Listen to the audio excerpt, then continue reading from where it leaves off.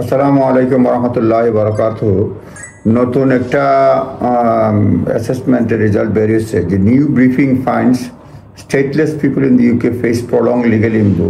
যারা রাষ্ট্রবিহীন মানুষ তারা লিম্বোর লিগ্যাল আইনগত একটা ব্রাজালে পড়ে যায়। অ্যাসাইলাম এইড এবং আদার অর্গানাইজেশনসে overall situation of stateless people is cruel এবং ডিস্ট্রাকটিভ। ওভারঅল যেটা রয়েছে ক্রুয়েল এবং ডিস্ট্রাকটিভটা বলছে। এটা একটা নিউ ব্রিফিং হয়েছে, সেভারাল চ্যালেঞ্জ বলতে হয়েছে, সিভিয়ার চ্যালেঞ্জ ফেস করে stateless people in the UK. এবং এটা রিপোর্টটা বের করছে যে asylum aid, Jesuit refugee service UK, the university of Liverpool law clinic, European network on stateless এবং জাস্ট রাইট স্কটল্যান্ড, এই সবগুলি সংগঠন মিলে এই রিপোর্টটা বের করছে। এবং রিপোর্টটা বলছে স্টেটলেস পিপুলদের অবস্থা খুবই খারাপ এবং বলছে তারা সাহায্য সহযোগিতা পায় না, হোম অফিস ইন্টারভিউ নেয় না, লিগেল এডের কম হয়ে গেছে এবং যার ফলে তারা কোনো সাহায্য পায় না, লং টাইম পরে থাকে মামলা নিষ্পত্তি হইতে গিয়া।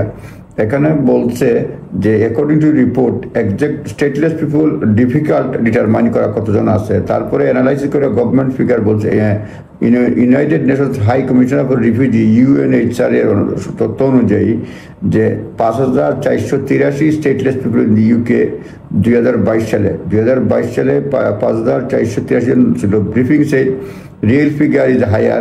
Many stateless people in the UK are asylum seekers or refugee. অনেক stateless people asylum seeker এবং refugee। হাইলাইট যারা তারা করছে তারা বলছে রিপোর্ট ফ্লো স্টেটলেস ডিটারমিনেশন প্রসেসটা হলো গিয়া ভুলে ভরা। স্টেটলেস পিপুল রেগুলাইজ করতে পারে না, যার পুয়ার অ্যাসেসমেন্ট করে, লিগাল অ্যাডভাইস গাইডেন্স স্টেটমেন্ট এগুলো poor. Without legal advice stateless people near impossible task navigate complex প্রসিজিওরটা বলছে। Severe shortage of immigration lawyer, severe shortage, কারণ নেগলেক্ট করে লিগেল এইডের পয়সা কম। মেনি পিপুল উইদাউট এজন্য অনেকেই এডুকেট রিপ্রেজেন্টেশন পায় না। ইংল্যান্ড এবং ওয়েলসে stateless fall outside scope of legal এইডের বাইরে পড়ে। Lawyer to apply for time consuming exceptional case funding, সেই জন্য লয়ারদেরকে করতে হয় time exceptional case funding apply করতে হয়। Briefing outline the stateless determination procedure which was introduced 2013 সালে, step for recognizing regularize status of stateless individual in UK. এটা খুবই তারা আউটলাইন করছে। আবার অ্যাসাইলাম এইড এবং other organization identify significant flaw, procedure significant flaw রয়েছে।